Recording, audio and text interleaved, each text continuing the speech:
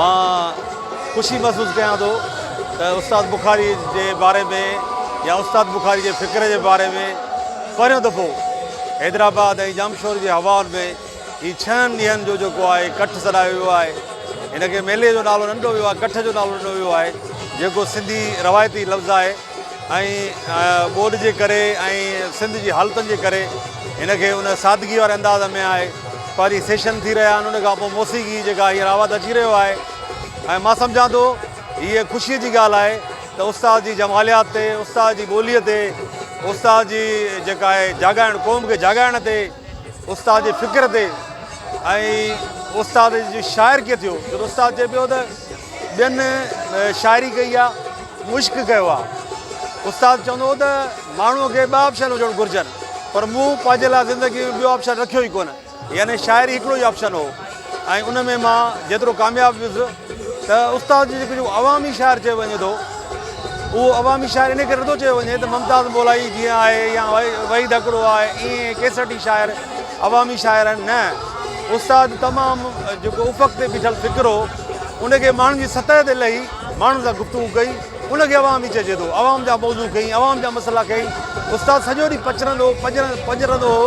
हिकिड़े दफ़े उस्ताद चयो त हिकिड़ो जेको ज़ुल्म हले पियो उत्तर सिंध में, उन ते उस्ताद जो शेर आहे त सिंध जे सूरनि जो कोन्हे आंध पांध, घर ॾठल वेकियल ढगी कमज़ोर डांद, पोइ बि शहबर खे वटींदे पियो चवे सोट सां करिणो अथमि जल्दी पलांद।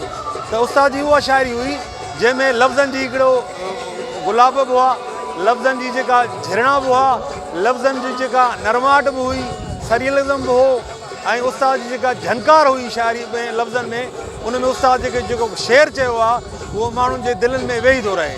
हिकिड़ो शेर आहे उस्ताद जो त रूह अफ़ज़ा ज़हर जहिड़ी ज़िंदगी थी वई, नेठि तोसां ॾेठि मुंहिंजी ओचिती थी वई। दोस्तो 20 सदीअ में केरु थो कंहिंसां मिले, को चरियो न आहे मगर हीअ दिलि चरी थी पई।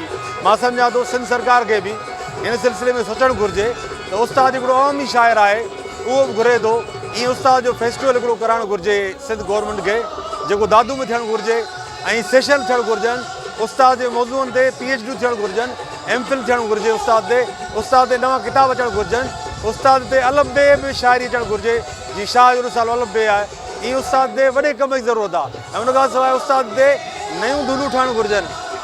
उस्ताद हिकिड़ो मौसीक़ार शाइर आहे।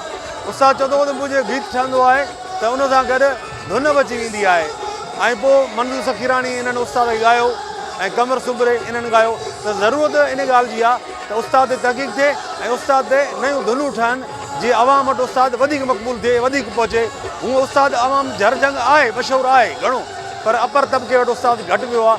उन वटि वञण लाइ मौसीक़ी जी ज़रूरत आहे त मौसीक़ी खे तरक़ी ॾियारिजे, उस्ताद जी धुनूं नयूं ठाहिजनि, उस्ताद जी शाइरीअ खे नए सिर वरी उन ते कमु कजे, नए तरह सोचे। छो त उस्ताद हिकिड़ो क्लासिकल शाइर आहे ऐं क्लासिकल शाइर हर दौर में जेको आहे ज़िंदा रहंदो आहे।